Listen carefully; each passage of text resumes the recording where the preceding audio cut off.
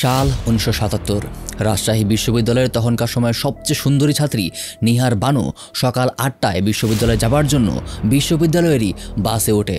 আর এরপর কেটে যায় 5 মাস। 5 মাস পর নিহারকে পাওয়া যায় বিশ্ববিদ্যালয়ের কাছের একটা বাসার পাকা ফ্লোরের নিচে, ঠিক এই অবস্থায়, সম্পূর্ণ রূপে, যাকে ইট আর সিমেন্টের সাথে মিশিয়ে দেওয়া হয়েছিল মাটির প্রায় 10 ফুট নিচে। যে কিন্তু কেন, কি এমন হয়েছিল নিহারের সাথে?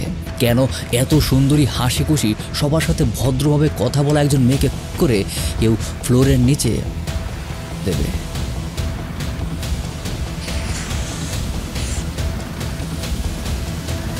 Welcome to the show Beyond the Headlines with Maruf, and this is the complete story of Rajshahi University Nihar Banu case.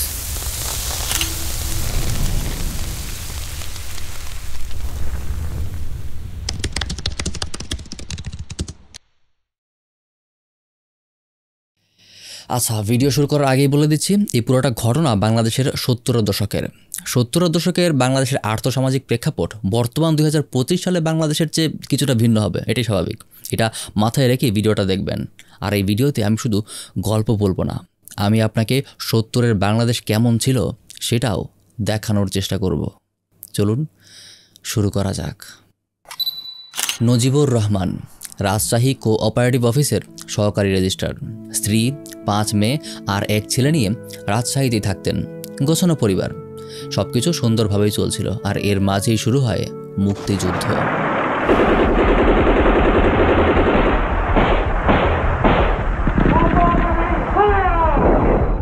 Pakistan army মুক্তিবাহিনীর পাশাপাশি সিভিলিয়ানদেরও তখন করছে। জীবনের নিরাপত্তার জন্য তার এক বন্ধু তার বাড়িতেই আশ্রয় নেয়। সাথে আশ্রয় নেয় তার একমাত্র ছেলে আব্দুর রহমান দুখু। নজিবুর রহমান নিজের বন্ধুর জীবনের নিরাপত্তা দিতে পারলেও নিজের জীবনের নিরাপত্তা তিনি দিতে পারেননি। কোনো এক কারণে বাইরে গিয়ে পাকিস্তান আর্মির গুলির আঘাতে শহীদ হন নজিবুর রহমান, আর পেছনে ফেলে যান তার স্ত্রী, 5 কন্যা আর একটা ছেলেকে। যুদ্ধ শেষ হয়।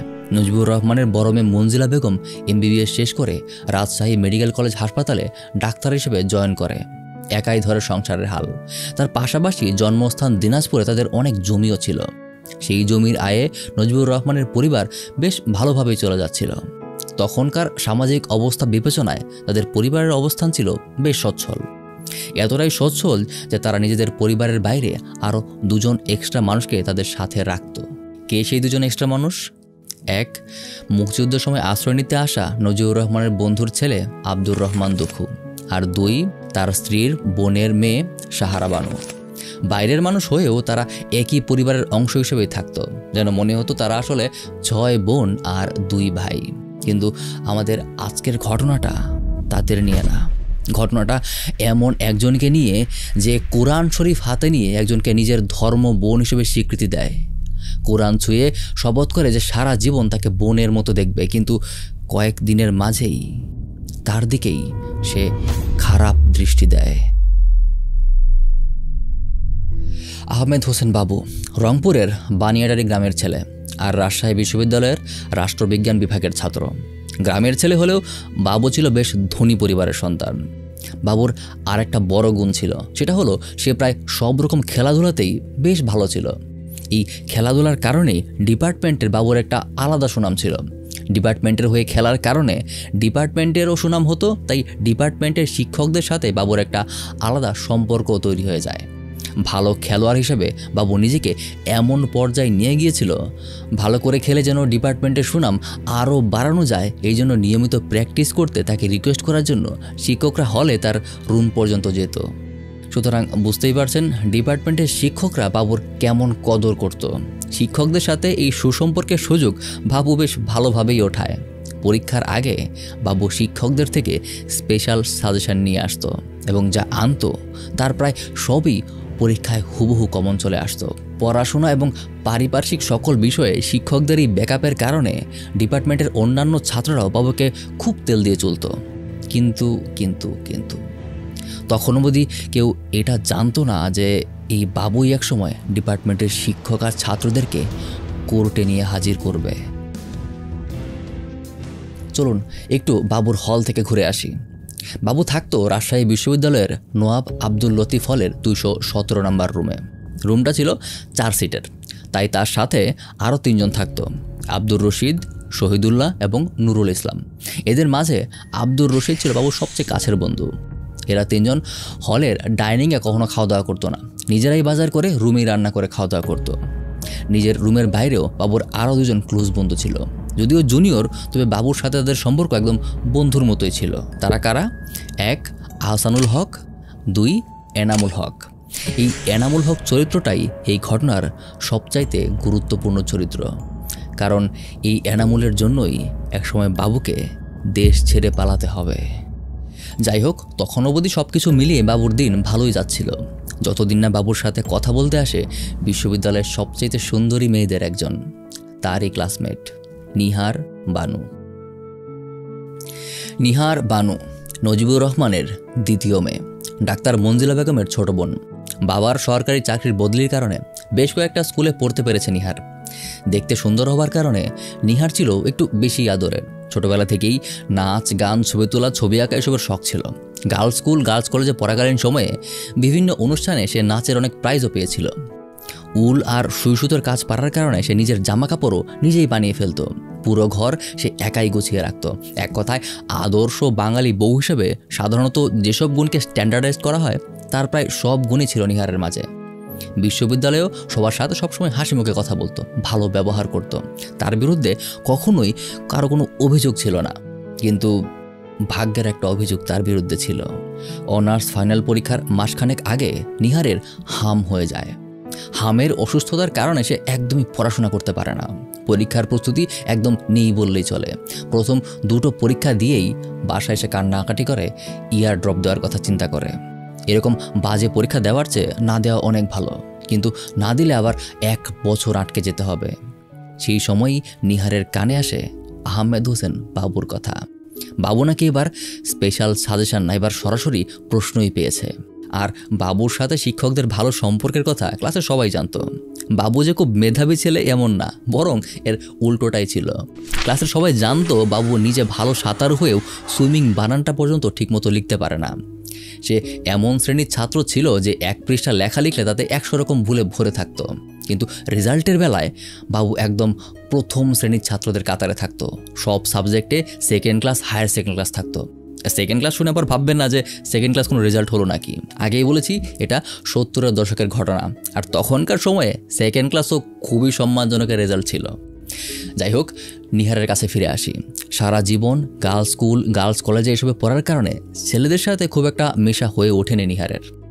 ক্লাসের ছেলেদেরও সে আপনি ভাই ভাই বলে সম্বোধন করত। বাবুর এই প্রশ্ন পাওয়ার কথা শুনে আর পরপর নিজের 2টা পরীক্ষা খারাপ দেওয়ার কারণে নিহার কয়েকজন বান্ধবীকে নিয়ে ক্লাসেই বাবুর সাথে নিজে থেকে গিয়ে কথা বলে। সে বলে, বাবু ভাই, শুনলাম আপনি নাকি প্রশ্ন পেয়েছেন, আমাদেরকে দেবেন? মেয়েদের তো সাজেশন দেবারও কেউ নেই। নিহার নিজে থেকে বাবুর সাথে কথা বলছে দেখে বাবুর মনে হয়তো তখন লাড্ডু ফুটে ওঠে। সে আনন্দে গদগদ হয়ে রাজিও হয়ে যায়। তবে শর্ত হলো শুধুমাত্র নিহারকেই দেবে, অন্য কোনো বান্ধবীকে দেয়া যাবে না। আর শুধুমাত্র প্রশ্ন জানলেই হবে না, সেটার উত্তর লেখার জন্য অনেক নোটপত্র লাগবে। 1 পরীক্ষা থেকে আরেক পরীক্ষার গ্যাপ হলো 7 দিন। এই 7 দিনের মাঝে শুধু প্রশ্ন দিয়ে তো হবে না। এটা শুনে নিরাশ হয়ে যায় নিহার, কিন্তু বাবু বলে, নিরাশ হবেন না, আমি আপনাদের বাড়ি গিয়ে দরকারি নোটপত্র যা লাগে সব দিয়ে আসব। আর নিহার আবার আশা ফিরে পায়। সেই থেকেই নিহার আর বাবুর মাঝে একটা ভালো সম্পর্ক তৈরি হয়। 7 দিনের গ্যাপ দিয়ে 2 মাস ধরে অনার্স পরীক্ষা চলে। 7 দিন সময়ের মধ্যেই বাবু নিজে নোট এনে দিত নিহারের বাড়িতে। নিহারের বাড়ির সবাই মিলে সবগুলোই কপি করত, আর সেগুলো পরেই নিহার পরীক্ষা দিতে যেত। বাবু যা দিত তার কয়েকটা বাদে সবই হুবহু পরীক্ষায় কমন আসতো। এমনও হয় যে পরীক্ষার উত্তর ক্লাসের কেউ লিখতে পারেনি সেটাও নিহার বেশ ভালোভাবেই লিখে আসতে পারে। তারপরও বাবু নিহারকে বলে, আপনিও তো প্রেশার নেবেন না, কোনো রকমের পরীক্ষাটা দিয়ে দিন, পাস কীভাবে করতে হয় সেটা আমি দেখব। আবার সব পরীক্ষা শেষ হলে যখন ভাইবার ডেট পড়ে তখন নিহারের ডেট পড়ে 23 তারিখ। কিন্তু বাবু নিহারকে বলে, আপনি 23 তারিখ ভাইবা দেবেন না, 24 তারিখ দেবেন, তাহলে নম্বর বেশি পাবেন, সব কিছু আমি ম্যানেজ করে দেব। তারপর বাবুই নিজের ইন্টারনাল লবিং কাজে লাগিয়ে নিহারের ভাইবার ডেটটা 23 থেকে 24 করে নেয়। আর ভাইবা দেওয়ার পর দেখা যায় সত্যি সত্যি বাবু আর নিহা দুজনই সমান 56 করে নম্বর পায়, যেটা তখনকার সময়ে বেশ এক্সট্রাঅর্ডিনারি নাম্বার ছিল। পরীক্ষা শেষে বাবু একটা কাজে দিনাজপুর চলে যায়। সেখান থেকে সে নিহারকে চিঠি লেখে। চিঠিতে সে কয়েকজন শিক্ষকের নাম উল্লেখ করে জানায় তাদের কাছে গিয়ে বাবুর খালাতো বোন বলে পরিচয় দিলেই তারা তার নাম্বার জানিয়ে দেবে এবং তাকে সাহায্য করবে। এইভাবে অফিসিয়ালি রেজাল্ট পাবলিশ হওয়ার অনেক আগেই বাবু আর নিহার সব সাবজেক্টের নাম্বার সহ রেজাল্ট জেনেও ফেলে। সো বুঝতেই পারছেন ইউনিভার্সিটিতে বাবুর লেভেল অফ ইনফ্লুয়েন্সটা কেমন ছিল। যে নিহার রীতিমতো পরীক্ষা ড্রপ দেওয়ার কথা ভাবছিল, সে ক্লাসের টপার লেভেলের নাম্বার পেয়ে পাশ করে যায়।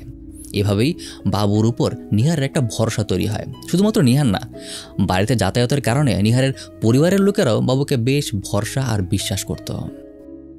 পরীক্ষা শেষ হয়ে যায়, রেজাল্টও বের হয়ে যায়। অনার্স শেষ করে নিহার বাবু তখন মাস্টার্সে ভর্তি হয়ে যায়। কিন্তু বাবুর নিহারদের বাড়িতে যাওয়া তখনও বন্ধ হয় না। পরীক্ষার সময় মাঝে মাঝেই যাবার যে অভ্যাস সেটা তার চলতেই থাকে। তাই মাঝে মাঝেই নিহারদের বাড়িতে এসে চলে যেত। নিহারের মাকে সে ডাকতো খালাম্মা বলে। সে বলতো, খালাম্মা আপনি আমার মায়ের মতো, আমার তো মা বেঁচে নেই। মন খারাপ হলে রাজশাহীতে আপনাদের বাড়িতে এলে দুঃখ সব ভুলে যাই। নিহারকে সে সব জায়গায় পরিচয় দিত নিজের খালাতো বোন বলে। বাবুর গ্রাম্য সরলতা, চমৎকার আচার ব্যবহারে নিহারের পরিবার একদমই মুগ্ধ। তার উপর তারা এত বেশি কৃতজ্ঞ নিহারকে পরীক্ষায় এভাবে সহায়তা করার জন্য। নিহারদের বাড়িতে কিন্তু বাবু অত্যন্ত অমায়িক আর চমৎকার ব্যবহার করত। অথচ তার ক্লাসমেটদের বক্তব্য বাবু ছিল যথেষ্ট রকচটা টাইপের। সবার সাথে সে ভালো আচরণ করত এমন না, সে খুব সিলেক্টিভলি মানুষের সাথে ভালো ব্যবহার করত। হঠাৎ একদিন বাবু নিহারকে বলে সে ঢাকা বিশ্ববিদ্যালয়ে ভর্তি হচ্ছে, তাই ঢাকা চলে যাচ্ছে। চলে যাবার আগে নিহারের স্মৃতি হিসেবে তার একটা ছবি সে নিয়ে যেতে চায়। এই প্রথম একটা আবদার শুনে নিহার একটু হতচকিত হয়ে যায় যে কী ব্যাপার, বাবুর সাথে তার এমন তো কোনো সম্পর্ক না যে সে তাকে নিজের ছবি দেবে। নিহার তার আবদার একটু ইতস্তত করে। তখন বাবু নিহারকে খোঁচা দিয়ে বলে, চিচি তোমার মনে তো সংকীর্ণ ভাবিনি, এতদিনের পরিচয়, ভাই হিসেবে একটা ছবি নিয়ে যাব সেটার জন্য তোমার চিন্তা করতে হয়। এটা শুনে নিহার নিজেই লজ্জায় পড়ে যায়। তাই সে পরদিন তার চাচাতো ছোট বোনের সাথে তোলা একটা ছবি বাবুকে দিয়ে দেয়, যেন বাবু বা অন্য কারো কাছে কোনো রং মেসেজ না যায়, অর্থাৎ উল্টোপাল্টা না ভাবে। আর তার পাশাপাশি ছবির পেছনে সে এটাও লিখে দেয়, ভাইয়াকে দিলাম ছোট বোন। বাবু সেই ছবি নিয়ে খুশি খুশি ঢাকা চলে যায়। ঢাকা বিশ্ববিদ্যালয়ে ভর্তিও হয়। আবার এদিকে রাজশাহীতেও সে ভর্তি থাকে। জানা যায় একজন শিক্ষকের সহায়তা নিয়ে সে ইলিগেলি একই সাথে দুইটা বিশ্ববিদ্যালয়ের ছাত্র তো চালিয়ে যাচ্ছিল। যাই হোক, ঢাকায় বাবুর মন ঠিকানা, সে আবার রাজশাহীতে ফিরে আসে। হয়তো সেটা নিহারের জন্যই। এতক্ষণ হয়তো বুঝে গেছেন যে নিহারকে বাবু যাই হোক অন্তত বোনের নজরে তো দেখে না। ক্লাসের বাইরে বাবু নিয়মিত নিহারের আশেপাশে থাকে, তার সাথে কথা বলে। আর ক্যাম্পাসে তখন গুঞ্জন উঠে যায় যে বাবুর সাথে নিহারের প্রেমের সম্পর্ক চলছে। নিহারের কানে যখন এই কথা আসে তখন সে বেশ কষ্ট পায়। তার চেয়েও বেশি অবাক হয় যখন সে শুনতে চায় বাবুর সামনে তাকে বোন বোন বললেও বন্ধু মহলে গিয়ে সে নিহারকে ইচ্ছে করে নিজের প্রেমিকা হিসেবে পরিচয় দিচ্ছে। এমনকি তার দেওয়া সেই ছবিটাও সে তার রুমের পড়ার টেবিলের সামনে রেখে দিয়েছে। আর কেউ জিজ্ঞাসা করলেই বলে, এটা আমার ডার্লিংয়ের ছবি। নিহার এটা শুনে একদম আকাশ থেকে পড়ে। এটা জানার পরপরই সে বাবুর সাথে রীতিমতো ঝগড়া করে তার দেওয়া ছবিটা ফেরত নিয়ে নেয় এবং একদিন তাদের বাড়িতে যেতে বলে। বাবু পরদিনই নিহাদের বাড়িতে যায়। বাড়িতে গেলে নিহার বাবুকে অপমান করে বলে, বাবু ভাই, আপনার সাজেশন আর নোটের বিনিময়ে যে আপনি আমাকে নিয়ে এরকম অপবাদ ছড়াবেন এটা আমি আগে বুঝিনি, বুঝলে আপনার থেকে কোনো সাহায্যই আমি নিতাম না। নিহারের মুখে এমন কড়া কড়া কথা শুনে বাবু পরিবারের সবার সামনে একদম কেঁদে ফেলে আর তাদের ঘরে থাকা কোরআন শরীফ হাতে নিয়ে বলে, বিশ্বাস করো নিহার, আমি তোমার সাথে ভাই বোনের সম্পর্কই রাখতে চাই, কোরআনকে তো বিশ্বাস করো। বাবুর মতো একটা ছেলে হঠাৎ করে কাঁদতে শুরু করবে, আবার কোরআন শরীফ হাতে নিয়ে শপথ করবে, এইটা নিহার আর তোর পরিবার কেউ কল্পনাতেও ভাবতে পারেনি। বাবুর এই কাণ্ড দেখে নিজেরাই তখন আটকে ওঠে। তারা তখন নিজেদেরই গিল্টি মনে করতে থাকে, হয়তো সহজ সরল ছেলেটাকে খামোকায় তারা ভুল বুঝে ফেলেছে। নিহার বলে, কোরআনের চেয়ে বড় আর কি আছে বাবু ভাই, দুনিয়া উলট পালট হয়ে গেলেও মানুষ কোরআনের অমর্যাদা তো করতে পারে না। আর যাই হয়ে যাক, বাবু কখনো কোনো ক্ষতি তার করবে না, এই বিশ্বাসটা এবার তার হয়ে যায়। কিন্তু ঠিক এই বিশ্বাসটাই নিহারের জীবনের সবচেয়ে বড় ভুল হয়ে দাঁড়ায়, যেটার মাসুল তাকে দিতে হবে নিজের জীবনের বিনিময়ে। কিন্তু কিভাবে? Sometimes reality is stranger than fiction, my friend. 1975 সালে নভেম্বর মাস, বিশ্ববিদ্যালয় ক্যাম্পাসে তখনও বাবু আর নিহারকে নিয়ে কথা হয় যে হয়তো তাদের মাঝে কোনো রোমান্টিক সম্পর্ক আছে। একদিন এক বান্ধবী তো নিহারকে জিজ্ঞেস করেই বসে, এই নিহার শোন, তোর কি আসলেই বাবুর সাথে কিছু চলছে? চললে বান্ধবী হিসেবে আমাদের তো বলতে পারিস। নিহার তখন খুব বোল্ডলি বলে, ক্লাসমেট কখনো স্বামী হতে পারে না। স্বামীকে হতে হবে আমার চেয়ে বয়সে, জ্ঞানে, বিদ্যায়, বুদ্ধিতে এবং যোগ্যতায় আমার চেয়ে বেশি। বাবুর সাথে প্রেমের সম্পর্কের কথা কেউ বললেই তখন নিহার অপমান বোধ করত আর সাথে সাথে প্রতিবাদ করে উঠত। কিন্তু বাবুর মন কিছুতেই চেঞ্জ হয় না। কোরআন শরীফ নিয়ে শপথ করার ঘটনার বেশি দিন হয়নি তখনও। এর মাঝেই একদিন বাবু সরাসরি নিহারকে বলে বসে, আচ্ছা নিহার, আমাদের মধ্যেকার ভাই বোনের সম্পর্কটা চেঞ্জ করে অন্য একটা সম্পর্ক স্থাপন করলে কেমন হয়? এটা শোনা মাত্রই নিহার রেগে যায়। সে বেশ কড়া ভাষায় বাবুকে বলে, বাবু ভাই কিছু মনে করবেন না, নিজের বোনকে যে বিয়ে করতে পারে সে তো নিজের মাকেও বিয়ে করতে পারে। বাবু এটা শুনে বেশ অপমান বোধ করলেও ব্যাপারটা হালকা করার জন্য সে জোর করে হাসতে শুরু করে আর বলে, আরে তুমি দেখি সিরিয়াস হয়ে গেলে। আমি তো জাস্ট তোমার মনটা একটু চেক করছিলাম, এই আর কি। আমি এখনও তোমাকে বোনের দৃষ্টিতেই দেখি। কিন্তু বাবুর এই কর্মকাণ্ড একবার না, আরও বেশ কয়েকবার নিহারের সাথে একটু কথা বলার সুযোগ হলেই সে ঘুরিয়ে ফিরিয়ে বিয়ে, প্রেম এসবের দিকে আলাপটা টানার চেষ্টা করে। আর যখন নিহার রেগে যায় তখন পকেট থেকে একটা ছোট নামাজ শিক্ষা টাইপের আরবি বই বের করে আর এটা ছুঁয়ে বলে, দেখো আমি আরবি ছুঁয়ে বলছি, আমি তোমাকে নিয়ে অন্য কোনো কিছু ভাবি না। আর আশ্চর্যজনকভাবে তখন তার চোখে পানিও চলে আসতো। আর তখন এটা দেখে নিহারে কিছু বলতে পারতো না। যেহেতু তাদের কথাবার্তা সব বিশ্ববিদ্যালয়ের ক্যাম্পাসের মধ্যেই হতো, তাই দূর থেকে অন্যান্য ছাত্রছাত্রীরাও প্রায়ই তাদের নোটিস করতো। এমন একদিন বাবুর সাথে কথা বলার পর এক বান্ধবী এসে নিহারকে জিজ্ঞেস করে, কি হয়েছে রে, বাবু এমন করে কেন? তখন নিহার বলে, আরে জানিসই তো, মাঝে মাঝে ইচ্ছা হয় ওর গালে জুতা খুলে মারি, কিন্তু যখন কিছু বলি তখনই কেঁদে ফেলে। তখন নিজেরই মায়া লাগে, তাই আর বেশি কিছু বলতেও পারি না। কিন্তু গ্রামের ছেলে বলে এরকম পাগলাম করবে নাকি? অর্থাৎ বুঝতেই পারছেন, নিহার বাবুকে একদমই পছন্দ করতো না। বাবুর ব্যবহারে সে ছিল প্রচণ্ড রকম বিরক্ত। কিন্তু যেহেতু বাবু তাকে অনেক সাহায্য করেছে, সেই কৃতজ্ঞতা বোধ থেকে আবার একবার দূরেও সরিয়ে দিতে পারতো না। তবে একবার নিহার সিদ্ধান্ত নিয়েই ফেলে যে বাবুর সাথে সে আর কখনো কথাই বলবে না। নিজের মা আর বোনকে বাবুর ঘটনাগুলি বলে সে জানায় যে বাবুর সাথে সে আর কখনোই কথা বলবে না। কিন্তু তার পরিবারের লোকজন তখন বলে, বাবু ইউনিভার্সিটির বেশ প্রভাবশালী ছেলে, রাগারাগি করলে আবার ক্ষতি করতে পারে, তাই কথা বলা বন্ধ না করাই ভালো। কিন্তু তাদের এই একটা ডিসিশনের জন্যই কয়েকদিনের মাঝেই তাদের জীবন থেকে নিহার চিরতরে হারিয়ে যাবে। আর এই ডিসিশনটার জন্যই তাদের আজীবন আফসোস করতে হবে। 1975 সালের মোটামুটি শেষ দিক। নিহার মাস্টার্সের ছাত্রী। পরিবারে বিয়ের কথা ওঠে নিহারের। পরিবার থেকে ছেলে দেখা হয়। ছেলে নওগাঁ জেলার এক ইঞ্জিনিয়ার। নিহার নিজেও ছেলেকে দেখে পছন্দ করে। দুই পরিবার থেকেই বিয়ের কথা মোটামুটি পাকাপাকি হয়ে যায়। কোনো এক ভালো দিন দেখে নিহারের বিয়ে হয়ে যাবে, এই কথাটা দ্রুতই ছড়িয়ে পড়ে বিশ্ববিদ্যালয়ে, চলে যায় বাবুর কানেও। বিশ্ববিদ্যালয়ের অনেক ছাত্রছাত্রী তখন মনে করত বাবুর সাথে নিহারের সম্পর্ক ছিল, আর বাবু নিজেও অনেকে বলে বেরিয়েছে যে নিহার তার প্রেমিকা। তাই ছাত্ররা এবার মনে করতে শুরু করে নিহার কাইন্ড অফ বাবুকে ছ্যাঁকা দিয়ে অন্য আরেকজনকে বিয়ে করে নিচ্ছে। তাই ক্লাসমেটদের অনেকে বাবুকে খ্যাপাতে শুরু করে। বাবুকে দেখলেই তারা গান গায়, অনেক স্বাদের নিহার আমার বাঁধন কেটে যায়।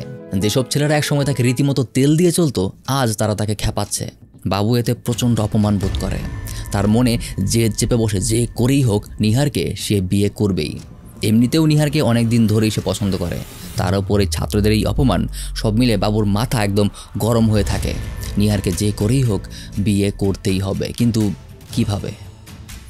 বাবু হন্তদন্ত হয়ে তার হলের রুমে যায় আর তার কাছের সব বন্ধু আর জুনিয়রদের ডেকে আনে। এনামুল, আহসান আর নীলু বাবুর রুমে আসে।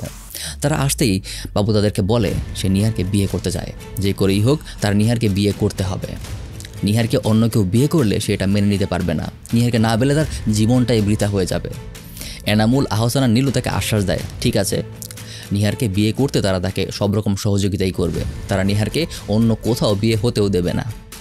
তাই তারা ঠিক করে 25 তারিখ বাবু নিহারকে নিয়ে বিশ্ববিদ্যালয়ের কিছুটা দূরে মিনা মন্দির নামের একটা বাড়িতে যাবে, আর সেখানেই বাবু থেকে বিয়ের প্রস্তাব দেবে। মানলে ভালো, আর না মানলে জোর করে নিহারকে বিয়ে করে ফেলবে। আহসান, এনামুল, নীলু এরাও বন্ধু বড় ভাইকে বিয়ে করতে হেল্প করবে এই ভেবে রাজি হয়ে যায়।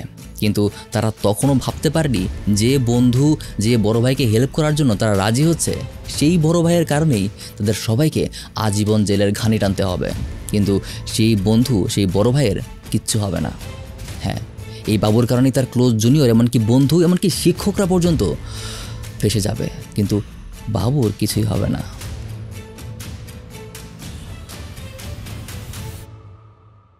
রাজশাহী বিশ্ববিদ্যালয়ের রাষ্ট্রবিজ্ঞান বিভাগ প্রতি বছরই একটা বার্ষিক পিকনিকের আয়োজন করে। 1976 সালেও একটা পিকনিকের আয়োজন করা হয় ডিপার্টমেন্ট থেকে, যে পিকনিক হবে রাজশাহীর সারদাতে। আর পিকনিকের তারিখ ঠিক করা হয় 25 জানুয়ারি, ঠিক সেই দিন যেদিন বাবু তার বন্ধু আর জুনিয়রদের নিয়ে নিহারকে জোর করে বিয়ে করার প্ল্যান করেছিল। দেখা দিল নতুন সমস্যা, যদি নিহার পিকনিকে চলে যায় তাহলে তো নিহারকে নিয়ে যে তারা প্ল্যান করেছিল সব ভেস্তে যাবে। এখন পিকনিকের ডেট তো চেঞ্জ করা যাবে না, তাহলে নিহারকেই আটকাতে হবে যেন সে পিকনিকে না যায়। যেই ভাবা সেই কাজ। সেদিন 23 তারিখ বাবু এবং নীলু চলে যায় নিহারদের বাড়িতে নিহারকে পিকনিকে যেতে নিষেধ করার জন্য। কিন্তু দুর্ভাগ্যবশত সেদিন নিহার, মঞ্জিলা, তাদের খালাতো বোন সাহারা এবং দুখু এই 4 জন মিলে রাজশাহীর নিউ মার্কেটে গিয়েছিল কেনাকাটা করতে। বাবু আর নীলু বাড়িয়ে কাউকেই পায় না, কিন্তু প্ল্যান তো ভেস্তে দেওয়া চলবে না। তারা নিহারদের বাড়ি থেকে নিউ মার্কেটেই সরাসরি চলে যায় আর মার্কেটেই তাদের খুঁজতে শুরু করে। খুঁজতে খুঁজতে পেয়েও যায়। সেখানেই বাবু আর নীলু নিহারকে বলে 25 তারিখ কোনোভাবেই যেন সে পিকনিকে না যায়। 25 তারিখ বাবুর এক আত্মীয়র বাড়িতে তাদের দাওয়াত আছে, নিহারকে তাদের সাথে সেখানে যেতে হবে। নিহার প্রথমে না করে, কিন্তু বাবুর রিকোয়েস্টে সে কোনো রকম বলে যে আচ্ছা ঠিক আছে, দেখা যাবে। 25 তারিখ সকালবেলা বাবু অধীর আগ্রহে অপেক্ষা করতে থাকে যে নিহার বিশ্ববিদ্যালয়ে আসবে, কিন্তু 8টা, 9টা, 10টা বেজে যায়, নিহার আসে না। বাবু তখন নীলুকে নিহারদের বাড়িতে পাঠায় খোঁজ করতে যে সে আছে কিনা। নীলু গিয়ে দেখে নিহার 25 তারিখ ভোরেই অন্যান্য ছাত্রছাত্রীদের সাথে পিকনিকে চলে গেছে। নীলু এই কথা শুনে বেশ রেগে ওঠে। সে সাথে সাথেই বলে ওঠে, এত করেও না করলাম, তা সত্ত্বেও চলে গেল, এর ফল ওকে ভোগ করতেই হবে। নীলু বাবুকে এসে জানালে বাবুও বেশ রাগ করে। সে তখনই একা একা পিকনিকে জয়েন করার জন্য রওনা দেয়। বেলা 12টা নাগাদ সে পিকনিক স্পটে পৌঁছেও যায়। সেখানে বাবু যতই নিহারের কাছে গিয়ে কথা বলার চেষ্টা করে, নিহার ততই দূরে চলে যায়। কোনোভাবেই যেন সে সুবিধা করে উঠতে পারছিল না। সে নিহারের সাথে কয়েকটা ছবিও তোলার চেষ্টা করে, কিন্তু একটা ছবিও সে নিহারের সাথে তুলতে পারে না। কাইন্ড অফ ত্যক্ত বিরক্ত হয়েই বাবু পিকনিক থেকে ফেরত চলে আসে। কিন্তু এত কিছুর পরেও নিহারকে বিয়ে করার নেশা বাবুর মাথা থেকে যেন নাম ছিলই না। পিকনিকের পর সাধারণত একদিন একাডেমিক গ্যাপ থাকে। পরদিন 27 জানুয়ারি যথারীতি ক্লাস শুরু হয়। নিহার তার বান্ধবী নাজদিনের সাথে বিশ্ববিদ্যালয়ের বাসে ওঠে। দুজনে একসাথে ক্লাস করে আর দুপুরের দিকে বাড়ি ফেরার জন্য রওনা হয়। দুজনই একসাথে বাসের জন্য অপেক্ষা করতে থাকে। বিশ্ববিদ্যালয়ের বাস আসলে সেটা দিয়ে বাড়ি ফিরে আসবে। ঠিক এমন সময় বাবু পেছন থেকে নিহারকে ডাক দেয়। নিহার তখন নাজদিনকে অপেক্ষা করতে বলে বাবুর সাথে কথা বলতে চলে যায়। নাজদিন অপেক্ষা করতে থাকে। 10 মিনিট, 20 মিনিট, 30 মিনিট, এভাবে প্রায় 1 ঘন্টা হয়ে যায়। নিহারের আসার কোনো নামগন্ধ নেই। নাজদিন নিজেই তখন কিছুটা এগিয়ে নিহারকে খুঁজতে যায় আর দেখে তখনও বাবু আর নিহার সামনাসামনি দাঁড়িয়ে কথা বলছে। নাজদিনকে দেখে নিহার বলে ওঠে, নাজদিন তুই চলে যা রে, আমার একটু দেরি হবে, আমি পরে আসছি। নাজদিন চলে যায়। সেদিন বাবু আর নিহারের মাঝে ঠিক কী কথা হয়েছিল তা তারা নিজেরা ছাড়া আর কেউ জানে না। দুপুর 1টার দিকে দেখা যায় বাবু আর নিহার দুটো আলাদা আলাদা রিক্সা করে একই দিকে যাচ্ছে। প্রথমে বাবুর রিক্সা, তার ঠিক পিছু পিছু নিহারের রিক্সা। বাবু আর নিহার যায় বিশ্ববিদ্যালয় ক্যাম্পাস থেকে কিছুটা দূরে মিনা মঞ্জিল নামের একটা বাড়িতে। এখানে একই জায়গায় আলাদা আলাদা রিক্সায় যাবার কারণ হচ্ছে এমনি বিশ্ববিদ্যালয়ে বাবুকে জড়িয়ে নিহারের অনেক প্রেমের গুঞ্জন চলে। সে চায়নি যে নতুন করে আবার কোনো কথা উঠুক, এমনি তার বিয়ে ঠিক হয়ে আছে। তাই আলাদা আলাদা রিক্সাই বাবুর সাথে সে বাবুর পিছু পিছু মিনা মঞ্জিলে গিয়ে ঢুকে। দুপুর আনুমানিক 1টার দিকে বাবু আর নিহার মিনা মঞ্জিলের ভেতরে যায়। তারপর কেটে যায় 2 ঘন্টা। 2 ঘন্টা পর মিনা মঞ্জিল থেকে 2 জন নয় বরং 4 জনকে বের হতে দেখা যায়। বাবু, আহসান, শহীদুল আর এনামুল। 27 তারিখ রাতের বেলা নিহারের পরিবারে বেশ টেনশন। নিহার কখনো রাত করে বাড়ি ফিরে না। প্রথমবারের মতো রাত হয়ে গেছে, কিন্তু এখনও নিহার বাড়ি ফিরেনি। খবর ছড়িয়ে পড়ে নিহারের নিখোঁজের। পরিবারের পক্ষ থেকে সব জায়গায় খোঁজ লাগানো হয়, কিন্তু কোথাও নিহারের কোনো খবর নেই। জানা যায় শুধু এতটুকু যে শেষবার সবাই নিহারকে বাবুর সাথে বিশ্ববিদ্যালয়ের ভেতরে কথা বলতে দেখেছে। ডাক্তার মঞ্জিলার ভেতরটা তখন নাড়া দিয়ে ওঠে। বাবু তো অনেক আগে থেকে নিহারকে পছন্দ করত, কিন্তু নিহার তাকে পাত্তা দিত না। তাহলে কি বাবুই কিছু করে বসেছে? সম্পূর্ণ 1 দিন পার হয়ে গেছে। ডাক্তার মঞ্জিলা এবার যোগাযোগ করে সেখানকার ম্যাজিস্ট্রেট খাদেমুল ইসলামের সাথে। খাদেমুল ইসলামের সাথে তার আগে থেকেই পরিচয় ছিল। মঞ্জিলা নিহারের নিখোঁজ আর বাবুর সন্দেহের কথা তাকে খুলে বলে। সেদিনই খাদেমুল ইসলাম বাবুর খোঁজ করতে চলে যায় রাজশাহী বিশ্ববিদ্যালয়ে। দেখা করে রাষ্ট্রবিজ্ঞান বিভাগের চেয়ারম্যান ডক্টর শামসুল হকের সাথে। তার কাছে তিনি বাবুর খোঁজ করে জানতে চান যে সে এখন কোথায় আছে। তখন তার ডিপার্টমেন্টের এক ছাত্রকে দিয়ে তিনি বাবুকে রুমে আসতে বলার জন্য অর্ডার করেন। সৌভাগ্যবশত তখন বাবু ডিপার্টমেন্টের ক্লাসেই ছিল। ডিপার্টমেন্টের চেয়ারম্যান তাকে ডাকছে শোনার পর বাবু সেই ছাত্রকে বলে, স্যারকে বলো যে আমি আসছি। কিন্তু আসছি বলার পরেও বাবু আর চেয়ারম্যানের রুমে যায় না। ম্যাজিস্ট্রেট খাদেমুল ইসলাম এবং শামসুল হক অনেকক্ষণ ধরে তার জন্য অপেক্ষা করে। আর শেষমেশ ক্লাসের অ্যাটেন্ডেন্স খাতা চেক করে দেখে যে বাবু ঠিকই ক্লাসে ছিল, ক্লাস করেওছে, কিন্তু তাহলে আসলো না কেন? বাবুর প্রতি এবার সন্দেহটা আরও বেড়ে যায় সবার। পরদিনই ডাক্তার মঞ্জিলা বেগম নিহারের নিখোঁজ হওয়াতে বাবুকে সন্দেহ করে থানায় একটা মামলা করে দেয়। পুলিশের ভেতর ডাক্তার মঞ্জিলা বেগমের বেশ কিছু পরিচিত মানুষ থাকায় মামলা তদন্ত বেশ দ্রুত আগাতে শুরু করে। কয়েকদিনের মাঝেই তদন্ত চলে যায় সিআইডি এর হাতে। সিআইডি তার তদন্ত চালাতে থাকে। আর এদিকে ভাই না হয়েও ভাইয়ের মতো একসাথে বেড়ে ওঠা দুখু তখন নিহারের খোঁজে বাবুর গ্রামের বাড়িতে পর্যন্ত চলে যায়। সেখানে গিয়ে বাবুকে বেরু করে ফেলে। আর যখন সে নিহারের কথা জিজ্ঞেস করে তখন বাবু যেটা বলে এটা শুনে দুখু আকাশ থেকে পড়ে। বাবু বলে, কে নিহার? নিহার নামে তো আমি কাউকে চিনি পর্যন্ত না।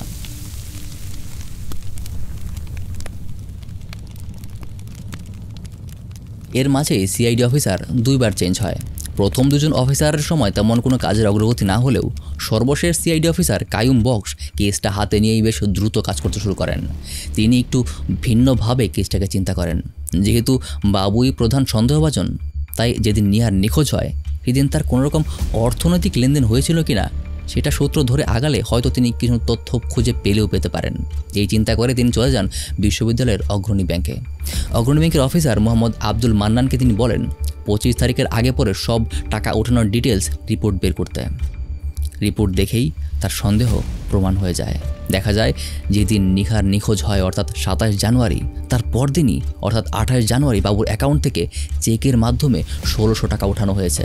তবে সেটা সে নিজে ওঠায়নি, তার চেকতে টাকা উঠিয়েছে শহীদুল ইসলাম নীলু। স্বভাবতই প্রশ্ন আসে, কেন নিজের অ্যাকাউন্ট একদম খালি করে দিয়ে বাবু এত পরিমাণ টাকা উঠিয়েছে? তখনকার হিসাবে 1600 টাকা বেশ অনেক টাকাই ছিল। 28 তারিখ তাহলে বাবু ছিল কোথায়? বিশ্ববিদ্যালয়ে গিয়ে ক্লাসের অ্যাটেন্ডেন্স খাতা চেক করে দেখে যে 28 তারিখ বাবু ক্লাস করতেও আসেনি। তাহলে চেক শহীদুলের কাছে গেল কিভাবে? সন্দেহ আরও শক্ত হয়। এবার তিনি ধরেন গিয়ে বাবুর রুমমেটদেরকে। তাদের বেশ কয়েকবার কড়াভাবে ভয় দেখে জিজ্ঞাসাবাদ করার পর তারা বলে সবসময় বাবু দুপুরবেলা খাওয়া দাওয়া করলেও 27 তারিখ বাবু বিকেলবেলা খেতে আসে। এ সময় বাবুকে বেশ অন্যরকম মনে হচ্ছিল সে খুব টেনশনে আছে আর খুব ভয়ে আছে। আর 28 তারিখ বাবু হলেও আসেনি। সারা দিন রাত তার কোনো খোঁজ ছিল না। কিন্তু হঠাৎ রুমে এসে নিজের সার্টিফিকেট আর জামা কাপড় গুছিয়ে সে বলে সে ঢাকায় একটা চাকরি পেয়েছে, তাই চলে যাচ্ছে। আর এরপর থেকে বাবুকে আর কেউ কখনো কোথাও দেখেনি, আর কারোর সাথে যোগাযোগও হয়নি। কাইয়ুম বক্স এবার এক এক করে তার ডট মেলাতে শুরু করে। সব দিকে খোঁজ লাগায় বাবুকে ধরার জন্য, কিন্তু বাবুকে কোথাও খুঁজে পাওয়া যায় না। বাবুর অনুপস্থিতিতে এবার সে ধরতে শুরু করে বাবুর ক্লোজ যারা আছে তাদেরকে। এদের মধ্যে সেতু নামের একটা ছেলে ছিল। হল থেকে বের হওয়ার সময় পুলিশ তাকে আটকায়। দেখা যায় তার হাতে একরকম ক্ষত হয়ে আছে। পুলিশ জিজ্ঞাসা করে এই ক্ষত কিভাবে হলো। সেতু এর সঠিক কোনো উত্তর দিতে পারে না। তার হাতের ক্ষতের ধরনটা কোনো সাধারণ ক্ষত ছিল না। এটা ছিল এমন একটা ক্ষত যেটা সাধারণত কোদাল বা শাবল দিয়ে মাটি যারা খুঁড়ে তাদের হাতে হয়। সিআইডি অফিসার তদন্তের সূত্র ধরে নীলু আর এনামুলকেও খুঁজে গ্রেফতার করে। আর এই দুজনকে গ্রেফতার করতেই সব তথ্য বের হয়ে আসে। সিআইডি এর প্রশ্নে নীলু কিছুটা শক্ত থাকলেও এনামুল একদমই ভয় পেয়ে যায়। এনামুল বলে যদি তাকে ক্ষমা করা হয় তাহলে সে সব সত্য স্বীকার করবে। আর পরবর্তীতে এনামুলকেই এই মামলার রাজ সাক্ষী করা হয়। কিন্তু কোর্টে এনামুল যা বলেছিল তা শুনলে আপনারও গায়ে কাঁটা দিয়ে উঠবে। 26 তারিখেই তারা প্ল্যান করে ফেলে নিহারকে কোনো রকমে মিথ্যা বলে হলেও মিনা মঞ্জিলে নিয়ে যেতে হবে। আর সেখানেই বাবু তাকে বিয়ে করবে। কিন্তু যদি নিহার রাজি না হয় তাহলে সে তাকে জোর করে বিয়ে করবে এমন না, বরং তাকে একবারে শেষ করে দেবে। 27 তারিখ যখন বাবু নিহারকে নিয়ে দুটো আলাদা রিকশায় মিনা মঞ্জিলে ঢুকে, আহসান, এনামুল আর নীলু আগে থেকেই মিনা মঞ্জিলের ভেতরে ছিল। মিনা মঞ্জিল ছিল তখন সম্পূর্ণ খালি একটা বাসা। একমাত্র কেয়ারটেকার রুহুল আমিন ফেতু বাদে কেউই ছিল না। ফেতুও ছিল তাদের বয়সী, তাই আগে থেকে তাকে চুপ করিয়ে রেখেছিল তারা। নিহারকে নিয়ে বাবু যেই মাত্র ঘরের ভেতরে ঢুকে, সবাই মিলে তখনই মিনা মঞ্জিলের সমস্ত গেট, দরজা, জানালা সব কিছু লাগিয়ে দিতে শুরু করে।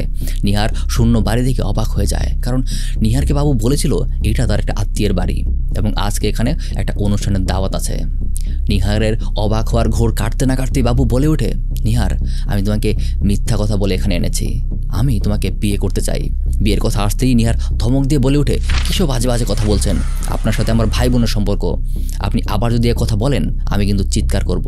আর নিহারের এই কথা শেষ হতে না হতেই বাবু নিহারের শাড়ির আঁচল দিয়ে নিহারের পেঁচিয়ে ধরে যেন সে চিৎকার করতে না পারে, আর বলতে থাকে, এখনও সময় আছে, রাজি হয়ে যাও, নইলে এখান থেকে আর বেঁচে ফিরতে পারবে না। তখন বাকিরাও নিহারকে রিকোয়েস্ট করতে শুরু করে, নিহার, আপনি রাজি হয়ে যান, না হলে কিন্তু সত্যি সত্যি বাবু আপনাকে শেষ করে দেবে। কিন্তু তখনও নিহার বারবার না করতে থাকে। সে বলে কোনোভাবেই সে বাবুকে বিয়ে করবে না। বাবু তখন শাড়ির প্যাচ আরও টাইট করতে থাকে। সে নিহারকে হুমকি দেয়, রাজি হয়ে যাও বলছি, এখনও সময় আছে। তখন নিহার বাবুর হাতে একটা কামড় বসিয়ে দেয় যে তার হাতে একদম হয়ে আসে। বাবু তখন আরও জোরে নিহারের পেঁচিয়ে ধরে। নিহারের দম বন্ধ হয়ে একসময় নিহারের দেহ অসাড় হয়ে ঢলে পড়ে যায়। বাকিরা তখন সবাই হতচকিত হয়ে পড়ে, এখন কি করবে? বাবু বলে যে যা হবার হয়ে গেছে, এখন লুকানোর ব্যবস্থা করতে হবে। কিন্তু লুকাতে গিয়েই তারা সব কিছু ওলট পালট করে ফেলে। কিভাবে কি করতে হবে কিছুই বুঝতে না পেরে সেদিনের মতো সেই ঘরেই ফেলে চলে যায়। যাওয়ার সময় মিনা মঞ্জিলের কেয়ারটেকার ফেতুকে সব ঘটনা বলে আর তাকে ওয়ার্নিং দেয়, যদি এই ঘটনা কেউ জানতে পারে তাহলে তাকেও সবাই মিলে করে দেবে। ফেতু ভয় পেয়ে যায়, সে চুপ থাকে। সবাই ফিরে যায় যার যার হলে, কিন্তু ভেতরে তখন চাপা টেনশন, এই খুনের দায় সবার। কেউ একজনও ধরা পড়লে সবাইকেই ধরা পড়তে হবে। বিকেলে খেয়ে দিয়ে আবার সবাই একসাথে হয়, প্ল্যান করে একটা ট্রাঙ্ক ভরে সেটা বাইরে আনতে হবে, তারপর কোনো নির্জন জায়গায় গিয়ে সেটা ফেলে দিতে হবে। কিন্তু তাড়াহুড়ার মুহূর্তে প্ল্যান সবসময় কাজ করে না, তা সে যত ভালো প্ল্যানই হোক না কেন। ফেতু আর নীলু গিয়ে 100 টাকায় একটা বিশাল সাইজের বড় ট্রাঙ্ক কিনে আনে, কিন্তু যখন ট্রাঙ্ক নিয়ে আসে ততক্ষণে এত শক্ত হয়ে গেছে যে 4 জন মিলেও কোনো রকমেই ট্রাঙ্কে ঢোকাতে পারে না। ট্রাঙ্কে যাচ্ছে না দেখে বাবু তখন বলে, এখানেই পুঁতে ফেলবো। সাথে সাথে শাবল কোদাল এনে মিনা মন্দিরের বাথরুমের ঠিক পাশেই সবাই মিলে গর্ত করে সেখানেই পুঁতে ফেলে। কিন্তু এভাবেও তো রাখা যাবে না, একদম পার্মানেন্ট করতে হবে, যেন কখনোই বোঝা না যায় এখানে কিছু ছিল। আর তখনই বাবু শহীদুলকে নিজের চেক লিখে দেয় 1600 টাকা উঠিয়ে সিমেন্ট, ইট এসব কেনার জন্য। এখন আসে প্লাস্টারিং, কিন্তু প্লাস্টারিং তো তার একা করতে পারবে না। আবার রাজশাহী থেকে সিমেন্ট কিনলে, রাজমিস্ত্রি আনলে জানাজানি হয়ে যেতে পারে। এই ভয়ে ফেতুকে দিয়ে নবাবগঞ্জ থেকে সিমেন্ট আর তার গ্রাম থেকে রাজমিস্ত্রি আলাউদ্দিনকে আনে জায়গাটা পাকা করে দেওয়ার জন্য। রাজমিস্ত্রি বুঝতেও পারে না সে কিসের জন্য জায়গা পাকা করছে, আর এভাবেই নিহারকে চিরতরে মাটির নিচে পাঠিয়ে দেওয়া হয়। কিন্তু সত্য কোনোদিন চাপা থাকে না, সত্যের ধর্ম তা একদিন না একদিন বেরিয়ে আসবেই। এনামুল আর শহীদুলের স্বীকারোক্তির ভিত্তিতেই মৃত্যুর প্রায় 5 মাস পর মিনা মন্দিরের পাকা ফ্লোর ভেঙে উদ্ধার করা হয় নিহারের লাশ। কিন্তু ততদিনে সুন্দর দেখতে নিহার পরিণত হয়ে গেছে সম্পূর্ণ। 1977 সালের 29শে আগস্ট আদালত এই কেসের রায় ঘোষণা করে। নিহারকে খুন এবং তার পরিকল্পনায় সরাসরি অংশগ্রহণের কারণে বাবু, আহসান, শহীদুলকে ফাঁসির সাজা দেওয়া হয়। এনামুলকে রাজসাক্ষী হওয়ায় তাকে সম্পূর্ণ মাফ করে দেওয়া হয়। আর মিনা মন্দিরের কেয়ারটেকার ফেতুকে এই অপরাধ গোপন করতে সাহায্য করার জন্য দেওয়া হয় 5 বছরের কারাদণ্ড। কিন্তু বাবু কোথায়, আহসানই বা কোথায়? এদের গ্রেফতার করার ব্যাপারে তো কিছুই বললাম না, বাবুই তো মূল আসামি। স্যাড বাট ট্রু যে বাবাকে কখনোই পুলিশ গ্রেফতার করতে পারেনি, আহসানকেও না। তারা দুজন এখনও পলাতক। এমনকি আজ অবধি বাবু আর আহসানের কোনো খোঁজ পুলিশ জানে না। শোনা যায় যে জাস্ট লোকমুখের কথা, সিআইডি তদন্ত শুরু হয়ে গেছে বুঝতে পেরে বাবু নাকি কোনোভাবে জার্মানি চলে গেছে, আর আহসানের খবর কেউ জানে না। এভাবেই যার জন্য তার বন্ধুরা শাস্তি পায়, যার জন্য শিক্ষকদের বারবার আদালতে ডাকা হয়, সে থেকে যায় শাস্তির বাইরে, আর পার্শ্ব চরিত্রগুলির হয় সর্বোচ্চ সাজা। And that's how the Nihar Banu case closes here. But the video is not over yet. সবসময়ের মতোই ভিডিও শেষে আমি কিছু এডিশনাল ইনফো দেই আর নিজের কিছু কথা বলি। প্রথমেই এডিশনাল ইনফো। নিহারের যে এই ছবিটা দেখছেন এটা তার মৃত্যুর খুব বেশি দিন আগে তোলা না। হঠাৎ একদিন শাড়ি পরে বউ সেজে সে তার বড় বোন মঞ্জিলাকে বলে, আপা একটা ছবি তুলে দে তো দেখি, বউ সাজলে আমাকে কেমন দেখা যায়, যখন সত্যি সত্যি বিয়ে হবে তখন মিলিয়ে দেখব যে একরকম লাগে কিনা। নিহারের বউ সাজার স্বপ্নই থেকে যায়, চাপা পড়ে যায় এক প্রতিহিংসা পরায়ণ প্রেমিকের হিংসার নিচে। নিহারের সাথে পরিচয় যোগাযোগের আগে রংপুরের এক মেয়ের সাথেও তার কিছুটা কানেকশন হয়েছিল, বাবুর কথা বলছি। তখন তো চিঠি ছিল যোগাযোগের মাধ্যম। তার কিছু পুরনো চিঠি ঘেটে দেখা যায় সেই মেয়েকে সে বলেছিল রাজশাহী বোর্ড থেকে সে সাজেশন নিয়ে দেবে। এসব বলে তার সাথে সে সম্পর্ক করার চেষ্টা করেছিল, কিন্তু খুব একটা সফল হয়নি। আর আপনাদের মাথায় অবশ্যই প্রশ্ন আসছে যে বাংলাদেশে তো সাধারণত এত দ্রুত কোনো মামলা শেষ হয় না, মোটামুটি 1 বছরের মাঝেই তদন্ত রায় সব কিছু হয়ে যায়। এত ফাস্ট হওয়ার কারণ হলো 1977 সাল। তখন দেশে মার্শাল ল ছিল, সারা দেশে আর্মি শাসন চলছিল। এই মামলার বিচার মার্শাল ল কোর্টেই হয়, দ্রুত বিচারের আওতায় হয়, তাই এত দ্রুত শেষ হয়। নইলে হয়তো অ্যাজ ইউজুয়াল 10 বছর লেগে যেত। আর এই ভিডিওর 80% ইনফরমেশন সংগ্রহ করা হয়েছে এই পত্রিকাটা থেকে। হ্যাঁ, এটা একটা পত্রিকা, সাপ্তাহিক পত্রিকা, নাম বিচিত্রা। 70-80-এর দশকের দিকে এই পত্রিকাটা বেশ জনপ্রিয় ছিল, অনেকগুলো পাতা। নিহার বানুর কেসের যাবতীয় ডিটেলস খুব সুন্দরভাবে এখানে কোর্টে কে কীভাবে অ্যাডভোকেট কী প্রশ্ন করেছিল, এক্সামিনেশন ক্রস এক্সামিনেশন কী ছিল না ছিল, খুব সুন্দর করে গুছিয়ে লেখা আছে। আসামি পক্ষের লয়াররা মামলার ক্লেমকে ডিসক্রেডিট করার জন্য যে দুর্দান্ত চেষ্টা করে গেছে, এমনকি মাটি খুঁড়ে পাওয়া কঙ্কাল যে নিহারের না সেটা অন্য কারো, সেটা প্রমাণেও চেষ্টা করা হয়। সব ইনফো এক ভিডিওতে দেওয়া সম্ভব না, এমনিই সবাই অভিযোগ করে যে আমার ভিডিও অনেক বড় হয়। সব বলতে গেলে 2-3 ঘন্টা পার হয়ে যাবে। যদি আপনি আইনের ছাত্র হন অথবা আইনের সাথে কোনোভাবে জড়িত থাকেন তাহলে এটা পড়তে পারেন। লয়াররা যে কীভাবে পেঁচিয়ে প্রশ্ন করে, এভিডেন্সকে যে কীভাবে ডিসক্রেডিট করে দেয় সেটা খুব ভালোভাবে দেখতে পাবেন। তবে ডকুমেন্টটা বেশ বড়, প্রায় 50 পেজের মতো হবে। এটা আমার ওয়েবসাইটে পেয়ে যাবেন, marufhayat.com।